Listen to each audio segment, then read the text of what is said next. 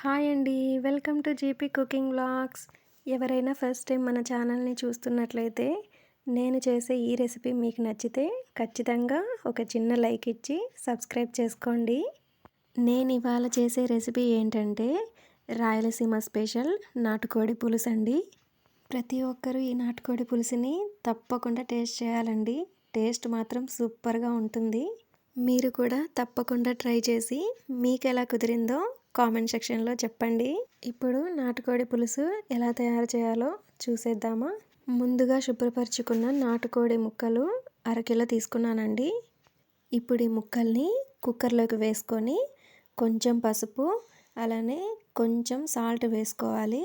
అలానే ఒక half spoon నూనెను కూడా వేసుకొని ముక్కలు మునిగేంత వరకు నీళ్ళను వేసుకొని ఇప్పుడు ఈ కుక్కర్కి మూత పెట్టి 4 నుంచి 5 విజిల్స్ వేసుకోవాలండి. ఇప్పుడు స్టవ్ ఆన్ చేసి కడాయి హీట్ అయిన తర్వాత 1 స్పూన్ ధనియాలు, 3 యాలకులు, 2 దాల్చిన చెక్క ముక్కలు, అలానే 4 లవంగాలను వేసుకొని ఒకసారి ఇలా దోరగా ఫ్రై చేసుకోవాలండి. చూసారు కదండి, ఇలా ఫ్రై అయిన తర్వాత స్టవ్ ఆఫ్ చేసి మిక్సీ జార్లోకి వేసుకోవాలి. అలానే 10 నుంచి 12 వరకు జీడిపప్పులు, ఒక గుప్పెడు వెల్లుల్లి రెబ్బలు, 1 ఇంచు అల్లం ముక్కలు, అలానే 3 స్పూన్ల వరకు ఎండు కొబ్బరి పౌడర్ని కూడా వేసుకోవాలండి. ఇప్పుడు వీటిని కొద్దిగా నీళ్ళను వేసి ఇలా స్మూత్గా మిక్సీ పట్టుకోవాలండి. ఇప్పుడు కుక్కర్లో ఉడికించుకున్న నాటుకోడి ముక్కలు 80% ఉడికిపోయాయండి.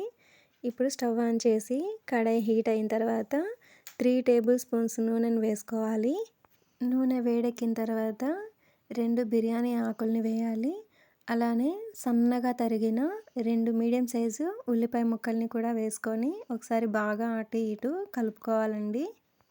ఉల్లిపాయ ముక్కలు లైట్గా పచ్చి వాసన పోయేంత వరకు ఇలా బాగా ఫ్రై చేసుకోవాలండి.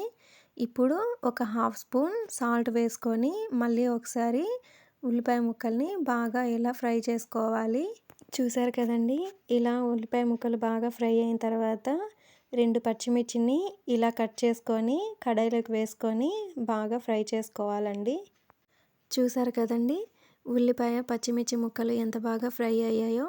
ఇప్పుడు మంటని లో ఫ్లేమ్లోకి టర్న్ చేసుకొని ముందుగా ఉడికించుకున్న నాటుకోడి ముక్కల్ని నీళ్ళతో పాటుగా కడాయిలోకి వేసుకోవాలి. ఇప్పుడు మంటని హై ఫ్లేమ్లో పెట్టి ఈ ముక్కలన్నింటినీ గరిటెతో ఒకసారి బాగా కలుపుకోవాలండి. 2 నుంచి 3 నిమిషాలు ఇలా ముక్కల్ని బాగా కలిపిన తర్వాత మంటని మీడియం ఫ్లేమ్లోకి అడ్జస్ట్ చేసి మూత పెట్టి 5 నుంచి 6 నిమిషాల వరకు ఈ ముక్కలన్నింటినీ బాగా ఉడికించుకోవాలండి. 5 నిమిషాల తర్వాత మూతని తీసి ఒకసారి చూడండి. ఇప్పుడు గరిటెతో అటు ఇటు ఒకసారి బాగా కలుపుకోవాలండి. ఇప్పుడు మంటని హై ఫ్లేమ్లోకి మార్చుకొని ఒకసారి ఇలా కలుపుకోవాలండి. ముందుగా మిక్సీ పట్టిన మసాలా పేస్ట్ని ఇలా కడాయిలోకి వేసిన తర్వాత ఈ నాటుకోడి ముక్కలంతటికి మసాలా బాగా పట్టేలాగా ఇలా కలుపుకోవాలండి. ఇప్పుడు మంటని లో ఫ్లేమ్లోకి అడ్జస్ట్ చేసి 1 స్పూన్ కారం వేసుకోవాలి. అలానే 1.5 స్పూన్ వరకు ధనియాల పొడిని కూడా వేసి ఇలా కలుపుకోవాలండి. చూసారు కదండి, ఇలా కలిపిన తర్వాత ఒక అర గ్లాస్ నీళ్ళని కడాయిలోకి వేసుకొని ఒకసారి గరిటెతో మళ్ళీ కలుపుకోవాలి.